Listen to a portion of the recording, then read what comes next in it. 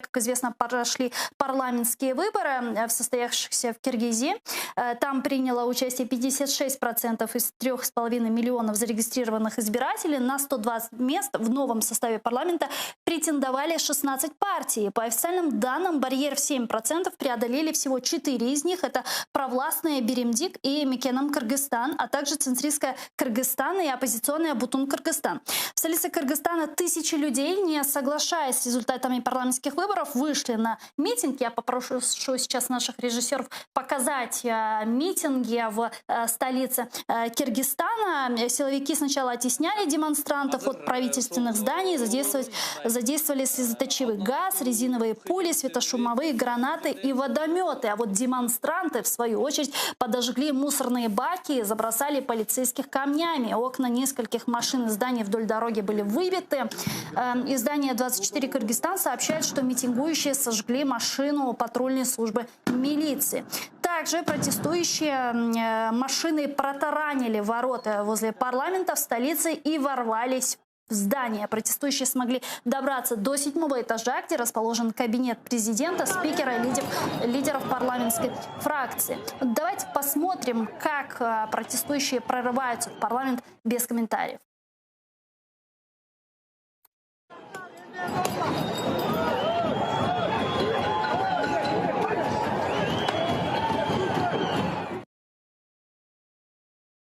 Кыргызстан поручил при необходимости также, вот мы сейчас видим здание парламента, куда зашли протестующие, они там фотографировались. И вот сегодня президент Кыргызстана поручил при необходимости аннулировать результаты парламентских выборов.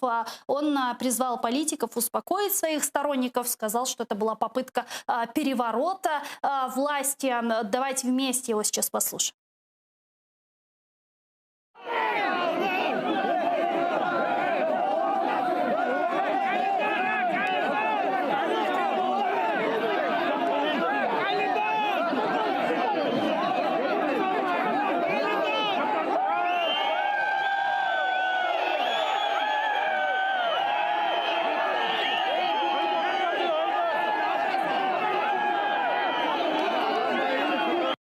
Минулої ночі деякі політичні сили спробували незаконно захопити державну владу. Використовуючи підсумки виборів як привід, вони порушили громадський порядок. Вони порушили мирне життя містян. Вони не корилися правоохоронцям, побили медиків і пошкодили будівлі. Я наказав силовим органам не відкривати вогню і не проливати кров, щоб не наражати на небезпеку життя жодного громадянина.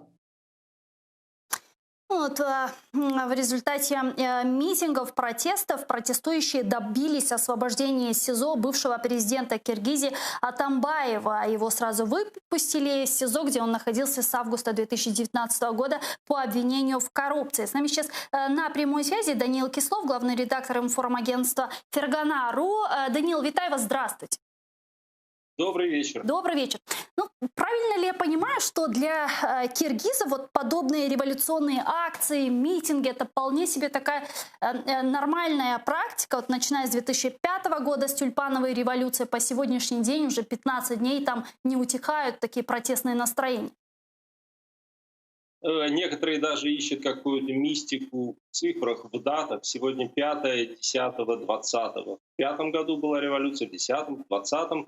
На самом деле те процессы, которые происходят сегодня, это прямое продолжение первой киргизской революции, тюльпановой революции 2005 года, когда был свергнут президент Акаев. И я в своих комментариях уже сегодня несколько раз говорил разным СМИ, что суть сегодняшних волнений, протестов, столкновений, смены власти, попыток смены власти в том, что процессы, начавшиеся в 2005 году, не завершены. Революция продолжается. В Киргизии не произошло того, что произошло хотя бы в Украине или в Грузии, где власть все-таки кардинально поменялась.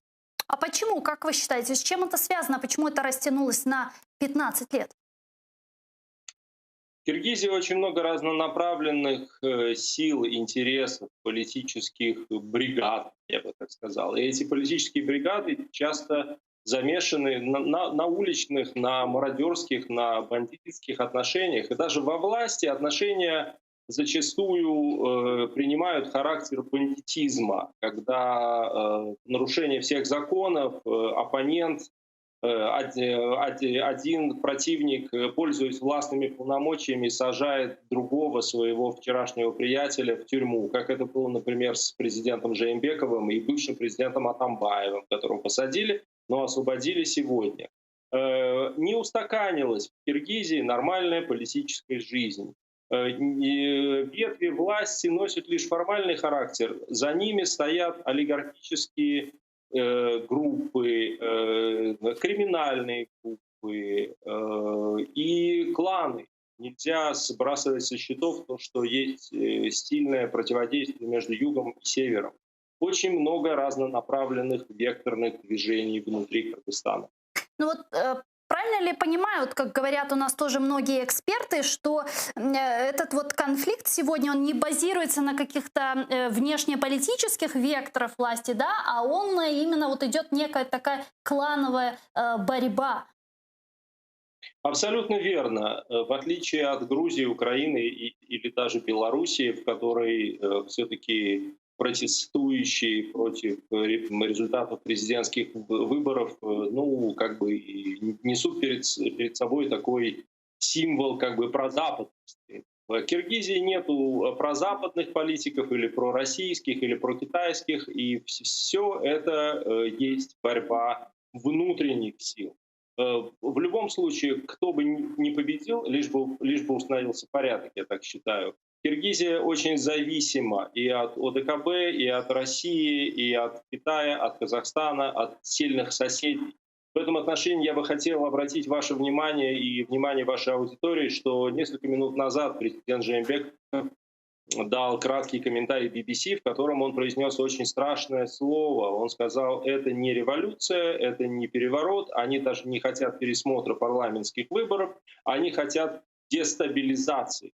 Я боюсь, что за этим словом может последовать обращение Жээнбекова к ОДКБ или к Москве с просьбой о вмешательстве, о помощи в наведении порядка. А дестабилизация с чьей стороны? Со стороны просто протестующих людей или кем-то это инспирируется?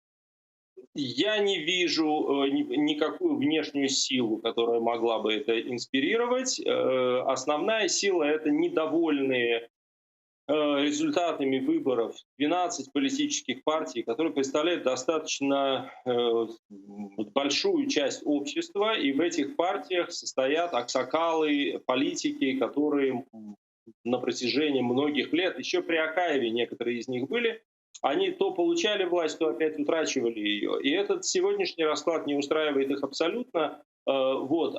Однако вчерашние бои с полицейскими проводили не они, а проводили агрессивно настроенные, так сказать, ребятишки, в основном молодежь. Это боевые бригады самых разных течений. Вообще политических партий в Киргизии еще больше, там за 20 или за 30, не помню сколько уже штук. И каждый из них хочет урвать власть. И то, что там ситуация меняется каждую минуту, то, что было сегодня утром, мы еще надеялись, что Координационный совет оппозиции, состоящий не то из 8, не то из 11 партий, которые не попали в парламент, что он как-то возьмет власть в свои руки и будет руководить процессами. Этого не произошло.